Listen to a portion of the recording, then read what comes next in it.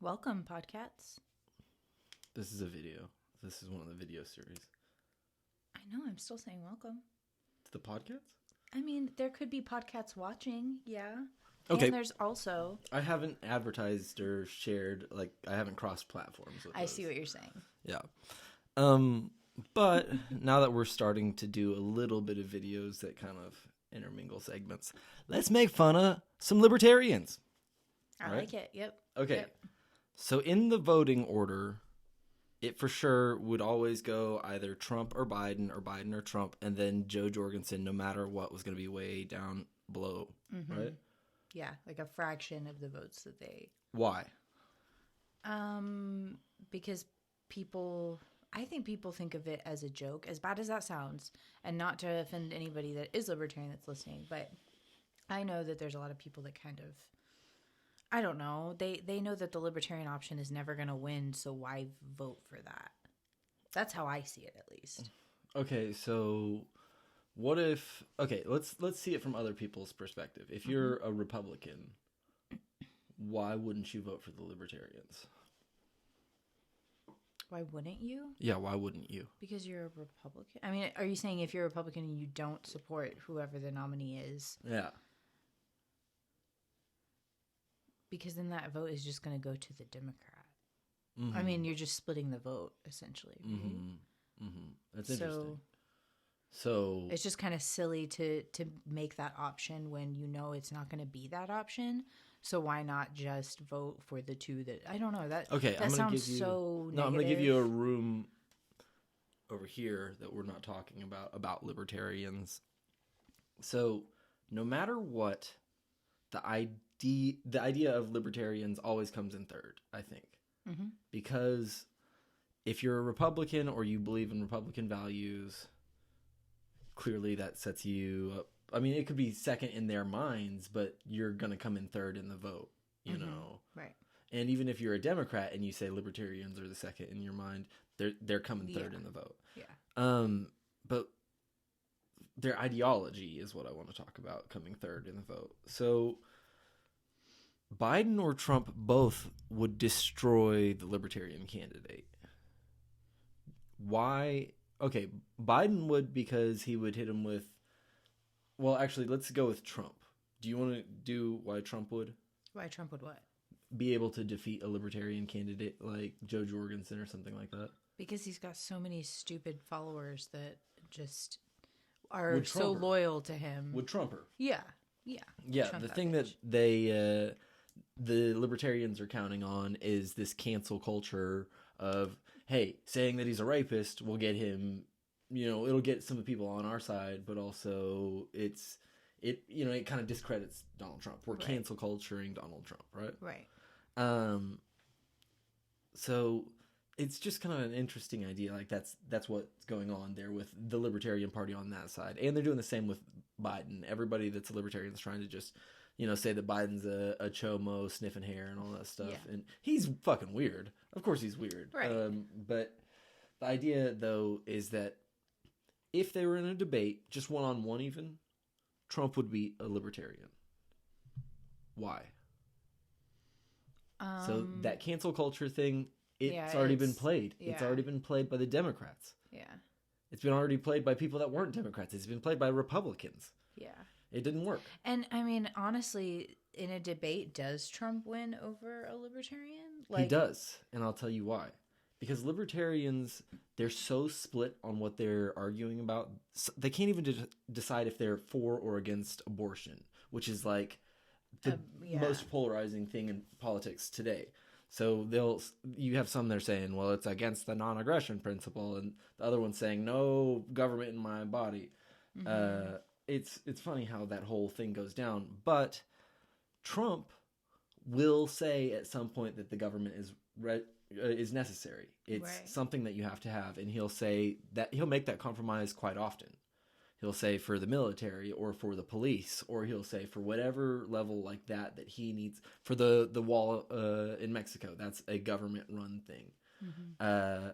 So that idea of, or even like national surveillance and stuff like that, like Homeland Security type of stuff, he makes the concession that you need that type of stuff.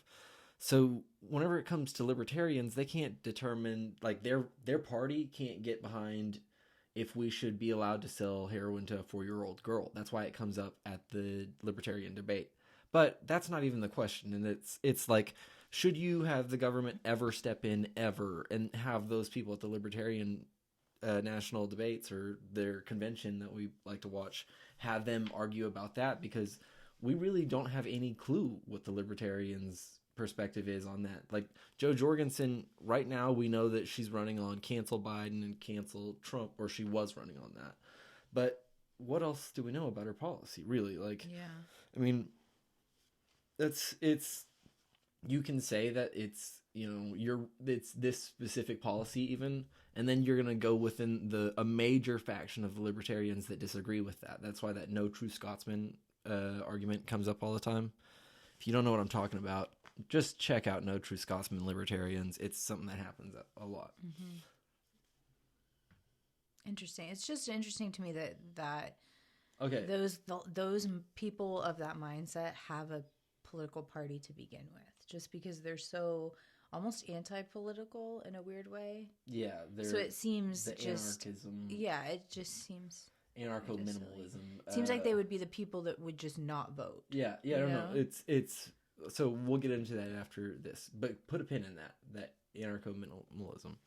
Okay, so the reason that Biden would beat them in a debate is because they do all this stuff that's like they can't agree on regulations, where Biden would say, yeah, we have to tax it, and like if it's drugs, we need to tax it, we need to treat it like a mental health problem. He can win that debate. He can say that he was wrong on the war on drugs. He can just play that card, versus the libertarians and the conservatives. Like, the conservatives are going to say no to drugs. Mm-hmm. The libertarians are on the side of legalized drugs, but they're on the side of let them all be legalized. That's why people say, should you be allowed to sell heroin to a 4-year-old girl? Gotcha. It's one of those right. kind of, if you're allowing drugs to be legalized, then should I be allowed to sell it to anybody? You know, right.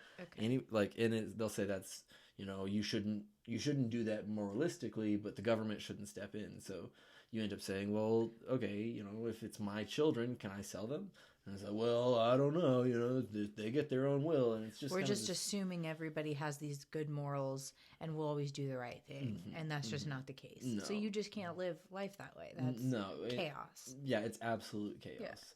Yeah. And not even just that. There's this idea of like, Ayn Rand promoted the "I'm not my brother's keeper," which is like a line in the Bible. Like, it's like, be your brother's keeper, and Ayn Rand is like, I'm not my brother's keeper, you know. And then Ayn Rand ends up like writes that Atlas Shrugged, you know, which is like the theme of that. But like at the end of her life, she ends up needing like a social worker, and she's like taking like government benefits, and so it's like these weird people that they're holding up so high, and they're still holding them up. And it's like, Ayn Rand is way down there, asshole. You know, like way down there.